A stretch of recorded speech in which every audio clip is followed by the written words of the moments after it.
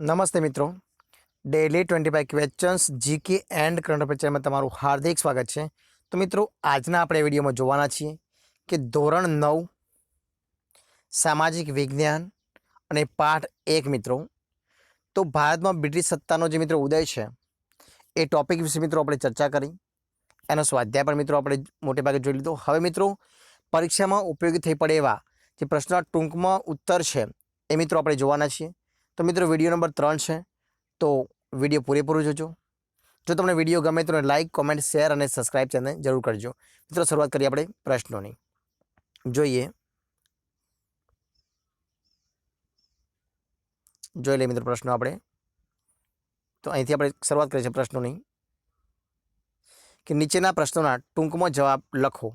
શરૂઆત કરી છે નીચેના પ્રશ્નોના ટૂંકમાં જવાબ લખો ત્યાંથી। તો પ્રશ્ન 1, યુરોપિયન પ્રજાને પૂર્વના દેશોમાંથી મળતી ચીજવસ્તુઓ સાથી બંધ થઈ ગઈ? આવો પ્રશ્ન છે। તો જવાબ શું છે કે ઈસવીસન 1453માં તુર્ક મુસલમાનોએ આંતરરાષ્ટ્રીય વેપારી મથક જે કોન્સ્ટેન્ટિનોપલ હતું એને જીતી લીધું, અને પરિણામે યુરોપ અને પૂર્વના દેશો વચ્ચેના વેપારો શું થઈ ગયા? બંધ થઈ ગયા, અને યુરોપિયન પ્રજાને પૂર્વના દેશોમાંથી મળતી ચીજવસ્તુઓ બંધ થઈ ગઈ। આટલો એનો આન્સર છે। બીજો જોઈએ પ્રશ્ન કે બક્સરનું જે યુદ્ધ છે એ બક્સરનું યુદ્ધ ક્યારે અને કોની કોની વચ્ચે થયું? શું છે પ્રશ્ન કે બક્સરનું યુદ્ધ ક્યારે અને કોની વચ્ચે થયું, કોની વચ્ચે થયું, તેનું શું પરિણામ આવ્યું? આ પ્રશ્ન છે। તો જવાબમાં શું છે જોઈ લઈએ આપણે કે બક્સરનું યુદ્ધ ઈસવીસન 1764માં બંગાળના પૂર્વ નવાબ મીર કાસિમ, મુગલ શહેનશાહ શાહ આલમ તથા અવધના નવાબ એવા સંયુક્ત લશ્કર અને અંગ્રેજો વચ્ચે થયું। બક્સરના યુદ્ધની અંદર અંગ્રેજોની જીત થઈ ગઈ, મીર કાસિમ નાસી ગયો, મુગલ શહેનશાહ શાહ આલમે અંગ્રેજોને બંગાળ, બિહાર અને ઓડિશા પ્રાંતોમાંથી જમીન મહેસૂલ ઉઘરાવવાની દીવાની સત્તા આપી દીધી। આ એનું પરિણામ આવ્યું। આગળ જોઈએ પ્રશ્ન, નિયામક ધારાની મુખ્ય જોગવાઈઓ શી હતી? તો આ પ્રશ્ન છે નિયામક ધારાની મુખ્ય જોગવાઈ કઈ હતી? તો ઈસવીસન 1773માં અંગ્રેજ સરકારે પસાર કરેલા નિયામક ધારાની જોગવાઈઓ આપણે જોઈએ। તો જોઈ લઈએ કઈ કઈ હતી। તો એના વિશે જોઈએ કે બંગાળના જે ગવર્નર હતા તો એ બંગાળના ગવર્નરને ગવર્નર જનરલનું પદ આપવામાં આવ્યું।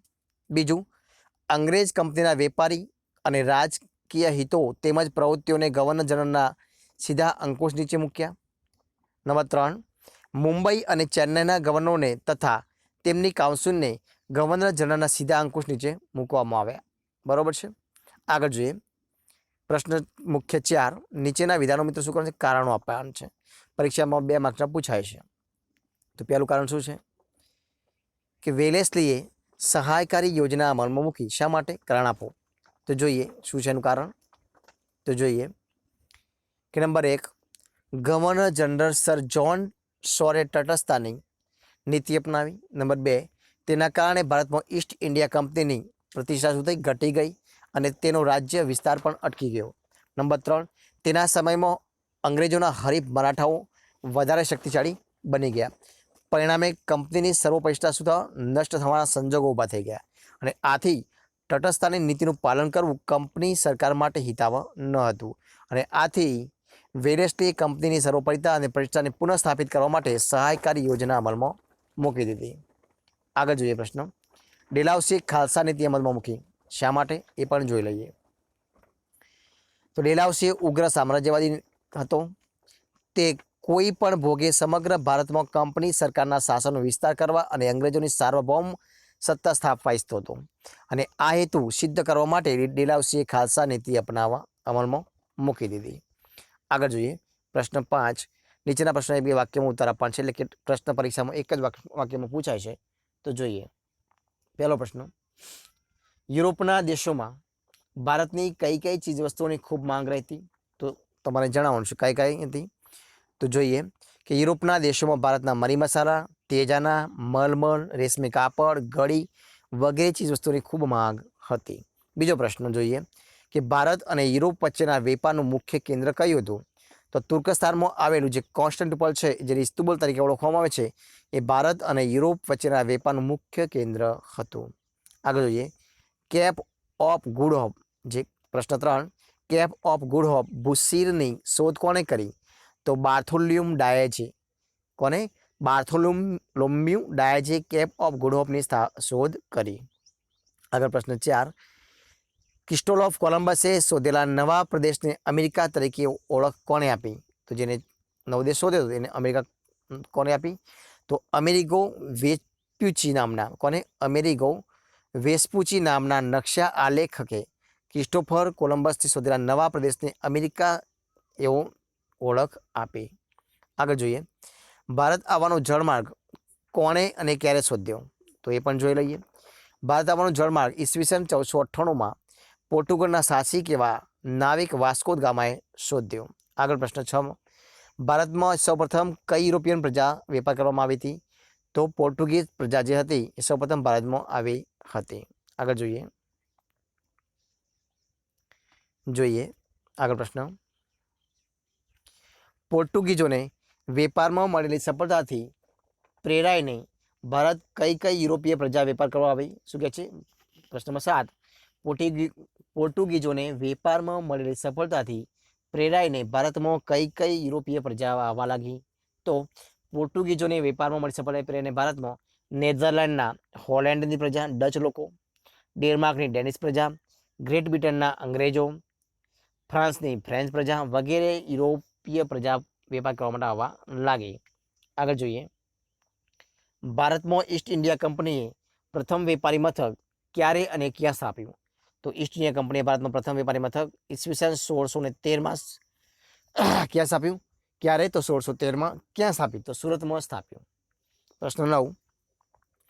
ઈસ્ટ ઇન્ડિયા કંપની ભારતમાં કયા કયા વેપારી મથકો એટલે કે કોઠીઓ સ્થાપી? તો ઈસ્ટ ઇન્ડિયા કંપની ભારતમાં Surat, Bharuch, Machilipatnam, fort Saint George એટલે ચેન્નઈ, ફોર્ટ વિલિયમ એટલે કે હુગલી એટલે કે કોલકાતા વગેરે સ્થળોમાં વેપારી મથકો સ્થાપ્યા. આગળ જોઈએ પ્રશ્ન 10. ભારતમાં ફ્રેન્ચ પ્રજા વેપાર કરવા આવી તેમણે કયો વેપારી મથકો સ્થાપ્યા? તો ભારતમાં ફ્રેન્ચ પ્રજા જ્યારે વેપાર કરવા માટે આવી તો ઈસવીસન 1668માં આવી હતી. ક્યારે આવી? 1668માં આવી. તેમણે ભારતમાં કારીગર, પુડુચેરી, માહે, ચંદ્રનગર, મછલીપટ્ટમ વગેરે સ્થળે વેપારી મથકો એમને સ્થાપ્યા. આગળ પ્રશ્ન. ભારતમાં ચાલેલા સત્તા સંઘર્ષના અંતે ફિરંગીઓ એટલે કે પોર્ટુગીઝો અને ફ્રેન્ચો પાસે કયા કયા પ્રદેશો રહ્યા? ભારતમાં ચાલેલા સત્તા સંઘર્ષના અંતે ફિરંગીઓ એટલે પોર્ટુગીઝ પાસે દીવ, દમણ અને ગોવા રહ્યા અને ફ્રેન્ચો પાસે માહે, ચંદ્રનગર, કારીગર અને પુડુચેરી રહ્યા. આગળ, પ્લાસીનું યુદ્ધ ક્યારે અને કોની વચ્ચે થયું? તેનું શું પરિણામ આવ્યું? તો પ્લાસીનું યુદ્ધ ઈસવીસન 1757માં બંગાળના નવાબ સિરાજઉદ્દૌલા અને અંગ્રેજો વચ્ચે થયું. આ યુદ્ધમાં અંગ્રેજોની જીત થઈ ગઈ. આગળ, કયા યુદ્ધથી ભારતમાં અંગ્રેજ સત્તાનો પાયો નંખાયો? તો ઈસવીસન 1757ના પ્લાસીના યુદ્ધથી ભારતમાં અંગ્રેજ સત્તાનો પાયો નંખાયો. આગળ જોઈએ, બક્સરનું યુદ્ધ ક્યારે અને કોની વચ્ચે થયું? તેનું શું પરિણામ આવ્યું? તો બક્સરનું યુદ્ધ ઈસવીસન 1764માં બંગાળના પૂર્વ નવાબ મીર કાસિમ, મુગલ શહેનશાહ આલમ તથા અવધના નવાબ સંયુક્ત લશ્કર અને અંગ્રેજો જે થયું, જેમાં યુદ્ધમાં અંગ્રેજોની જીત થઈ ગઈ. આગળ જુઓ, બક્સરના યુદ્ધથી અંગ્રેજોને કયા પ્રાંતમાં મહેસૂલ ઉઘરાવવાની દીવાની સત્તા મળી ગઈ? તો બક્સરના યુદ્ધથી અંગ્રેજોને બંગાળ, બિહાર, ઓડિશા ત્યાં આગળ જમીન મહેસૂલ ઉઘરાવવાની સત્તા મળી ગઈ. આગળ જોઈએ મિત્રો પ્રશ્નો. જોઈએ પ્રશ્ન 16.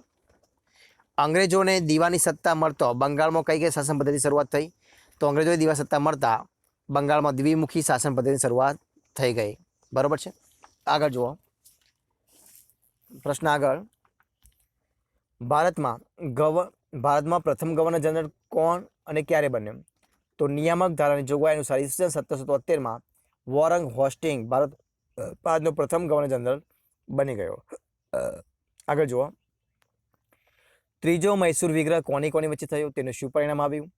તો ત્રીજું મૈસૂર વિગ્રહ અંગ્રેજ ગવર્નર જનરલ કોર્નવાલિસ અને મૈસૂરના ટીપુ સુલતાન વચ્ચે થયો. આ વિગ્રહમાં ટીપુ સુલતાનનો પરાજય થયો. આગળ પ્રશ્ન. ગવર્નર જનરલ સર જ્હોન સોરે કઈ નીતિ અપનાવી? તો ગવર્નર જનરલ સર જ્હોને સોરે ટેટરસાની નીતિ અપનાવી. આગળ પ્રશ્ન. ભારતમાં સહાયકારી યોજના કોણે દાખલ કરી? એ યોજના સૌપ્રથમ કોણે સ્વીકારી? તો ગવર્નર જનરલ વેલેસ્લીએ ભારતમાં સહાયકારી યોજના દાખલ કરી.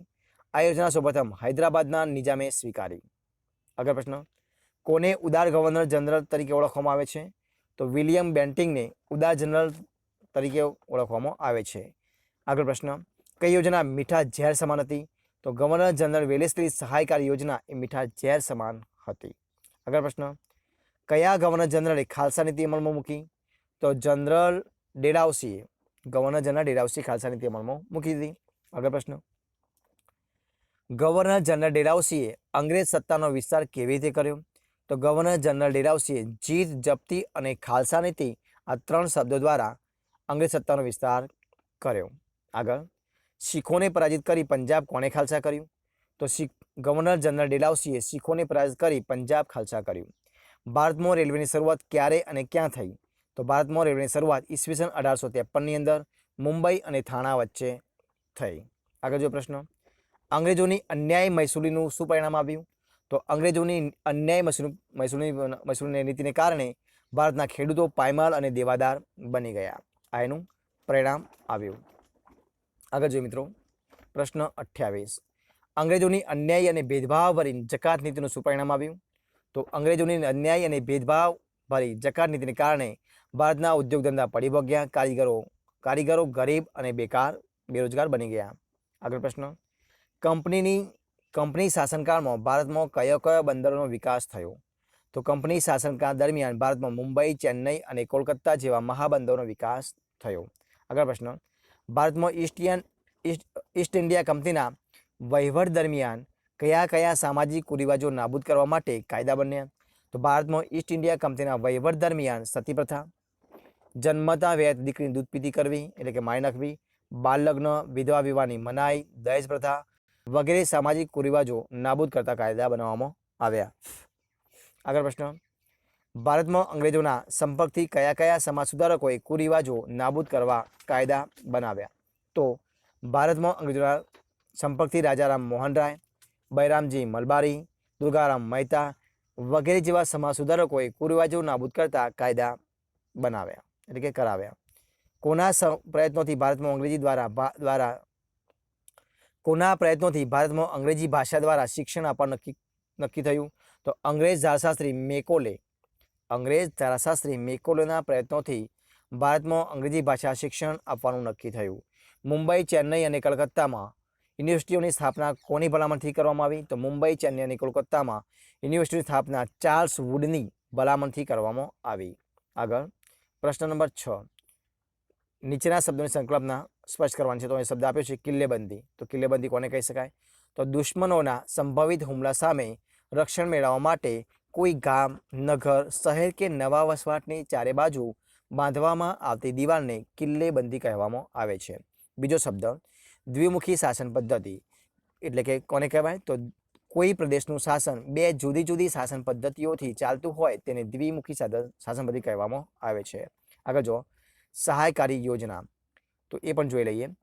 ભારતમાં અંગ્રેજ કંપનીને સર્વોપરી બનાવવા અને અંગ્રેજ કંપનીની પ્રતિષ્ઠા પુનઃસ્થાપિત કરવા ગવર્નર જનરલ વેલેસ્લીએ અમલમાં મૂકેલી યોજનાને ઇતિહાસમાં સહાયકારી યોજના તરીકે ઓળખવામાં આવે છે। આગળ જુઓ,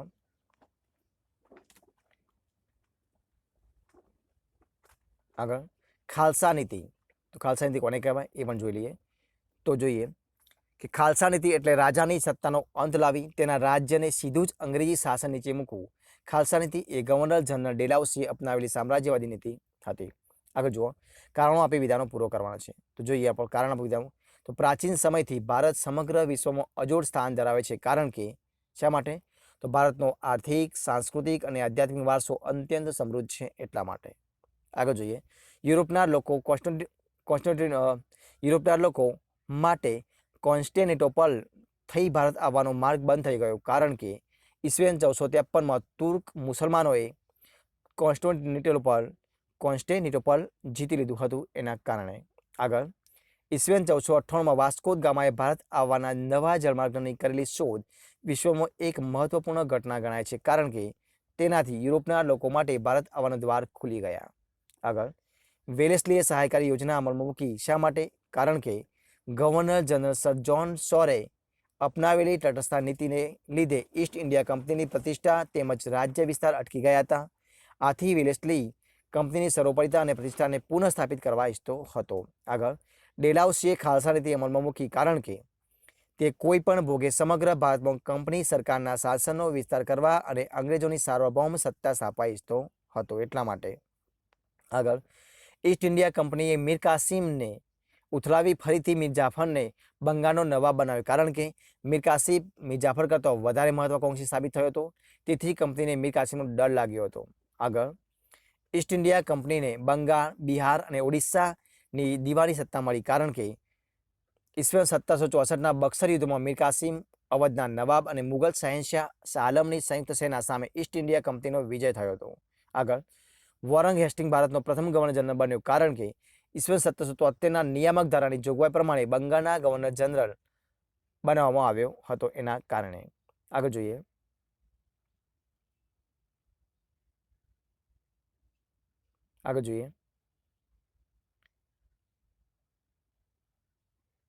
ત્રીજું,